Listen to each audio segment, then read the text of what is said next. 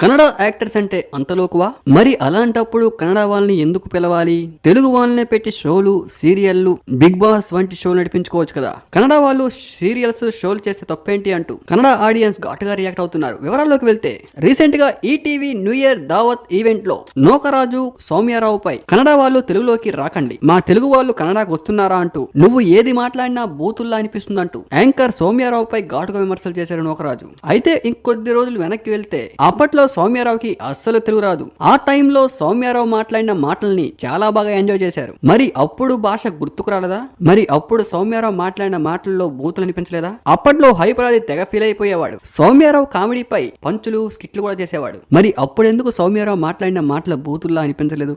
ఏదో ఆమెకి వచ్చిరాని భాషతో కన్నడ ప్లస్ తెలుగు మిక్స్ చేస్తూ ఏదో కామెడీగా మాట్లాడుతూ ఉంటే అది కాస్త తెలుగు ఆడియన్స్ కి బాగా నచ్చింది, చూశారు, ఆదరించారు. ఆ తర్వాత సౌమ్యారావు జబర్దస్త్ యాంకర్ అయ్యారు. అప్పుడు కూడా వచ్చిరాని కన్నడ భాషతో కొంచెం అమాయకమైన ఫేస్ తో బాగానే యాంకరింగ్ కంటిన్యూ చేసేవారు సౌమ్యారావు. ఆ తర్వాత ఏమైందో ఏమో తెలియదు కానీ జబర్దస్త్ నుంచి కూడా తీసేశారు. అయితే అప్పట్లో సౌమ్యారావు మాట్లాడిన మాటలకి తెలుగు ఆడియన్స్ బాగా ఎంజాయ్ చేసేవారు. ఎందుకంటే వచ్చిరాని తెలుగుతో కొంచెం ఫన్నీగా మాట్లాడేవారు. అయితే గత కొద్ది రోజులుగా సౌమ్యారావు ఎక్కడా కూడా కనిపించట్లేదు. రీసెంట్ గా న్యూ ఇయర్ ఈవెంట్ లో ఈటీవీ దావత్ న్యూ ఇయర్ ఈవెంట్ లో సౌమ్యారావు ఎంట్రీ ఇచ్చారు. అయితే నోకరాజు రియాక్ట్ అవుతూ నువ్వు మాట్లాడుతున్న మాటలన్నీ బూతులు అనిపిస్తున్నాయి, అసలు మీ కన్నడ వాళ్ళు తెలుగులో ఎందుకు షోలు చేస్తున్నారంటూ ఘాటుగా ఫైర్ అయ్యాడు. అది టీఆర్పీ కోసం అన్నా, ప్రోమోల కోసం అన్నా కూడా అలా అనడం కరెక్ట్ కాదు. ఇప్పటికే బిగ్ బాస్ షోలో కన్నడ వాళ్ళని తీసుకుంటున్నారంటూ కన్నడ ఆర్టిస్టులు బాగా ట్రోల్ అవుతూ ఉన్నారు. మళ్ళీ ఈ టైంలో ఇలాంటి కాంట్రవర్సీలు క్రియేట్ చేయడం ఎంతవరకు కరెక్ట్ అంటూ నెటిజన్లు కామెంట్లు చేస్తున్నారు.